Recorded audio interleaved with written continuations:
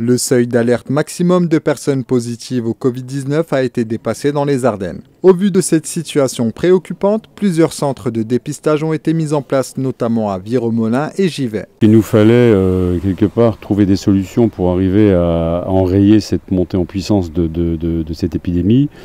Ça va nous permettre de faire une photographie la plus fiable possible, je dirais, de la situation. Et à partir de ce moment-là, les cas positifs, avec l'isolement, éviter le plus de cas contacts pour effectivement faire en sorte que cette épidémie se tasse et régresse. Ces 2 journées de dépistage organisées par l'Agence régionale de santé en partenariat avec la communauté de communes Ardennes-Rive-de-Meuse ont pour but de faire un bilan de la situation sanitaire dans le territoire. Aujourd'hui, nous avons des laboratoires privés, nous avons laboratoires hospitaliers qui permettent de faire des tests.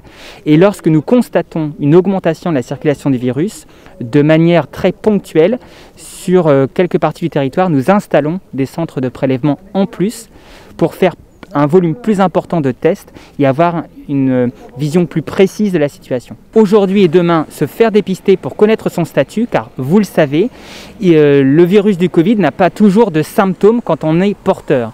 Donc la seule façon de savoir, c'est de faire un test et qui vous donnera la réponse, est-ce que je suis porteur ou non du virus. Il est essentiel de porter le masque, de ne pas serrer la main, de ne pas toucher les personnes et de bien se laver les mains à chaque fois qu'on sort ou qu'on rentre à la maison. La salle de repli de Viromolin et le COSEC Charles de Gaulle de Givet ont été mises à disposition afin de réaliser des tests gratuitement ces 22 et 23 octobre de 10h à 20h. Je pense que c'était utile, que ce soit à Vireux ou à Givet, d'organiser donc ce dépistage massif entre guillemets sur nos communes. C'est rassurant, de toute façon la population est là, donc c'est que ça répond à leurs besoins et à leurs attentes. On va faire en sorte que ça se passe le mieux possible. Par contre, il faut que tout le monde reste complètement motivé. De nouvelles mesures devraient être mises en place à partir de ce vendredi, notamment le port du masque obligatoire dans les communes de plus de 2000 habitants et un couvre-feu à partir de 21h.